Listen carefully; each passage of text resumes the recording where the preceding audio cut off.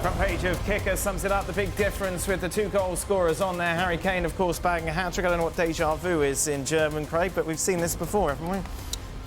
Yeah, I mean, what, that headline? No, not that headline. It's, look, it's getting a little bit embarrassing, if not a lot. You know, it's just 4-0 at home. Stuart Robson was over there for us, talked about the difference in athleticism and pace and power between the two sides. And by the way, it's not a brilliant version of Bayern at the moment either. That is certainly still a work in progress. But let's be frank about this. You know, Borussia Dortmund, we saw what they were last year when they absolutely bottled it and threw the title away. This club is just a feeder club now, and has been for a while, for everybody else. For the slim pickings for other people just to come and take the players and then they move forward. That's kind of where their ambitions are. We can criticise Bayern for the way they do it and some of the people that run the club and blah, blah, blah.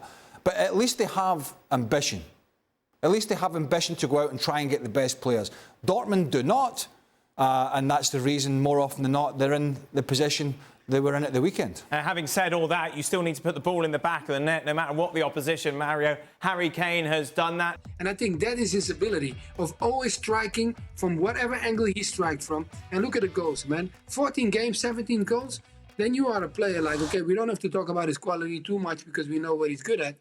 But he came with a lot of pressure, right? Because it was a big expectation. Lewandowski was before you, and he did so well. You did well in England. That doesn't mean when you cross the water, you're going to do great. But you come into a country, and Muller, one of the key figures of that team, made a joke with him and saying like, hey, I think you need a bigger hotel room because your balls that you score in those hat-tricks, they might not fit in the room. I was like, oh my God, it's so a Muller comment to make, but it was kind of funny if you have a teammate like that.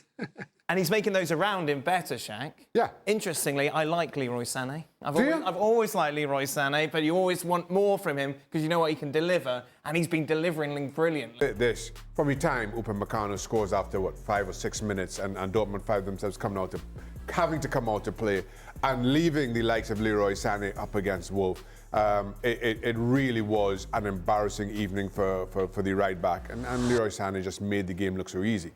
As far as Kane goes, and every time you see him play, and this just kind of, he just seems to play in slow motion. I can't think of anybody else in the box who just, it looks like the whole game just slows down whenever. It's like Jan running, basically. Like Jan running. Yeah. Everything just slows down when he gets on the ball, and it really is. He makes things look so simple. A lot more reflections on what happened in the Classica on the latest edition of the Gab and Jules podcast. As always, you can check that out over on our website. The Bundesliga then continues this weekend. It all starts on Friday. Borussia Mönchengladbach taking on Wolfsburg. On Saturday, Bayern take on Heidenheim. Stuttgart take on Borussia Dortmund. Those games will take place at the same time. You can pick and choose or just watch them both at the same time if you wish on ESPN+.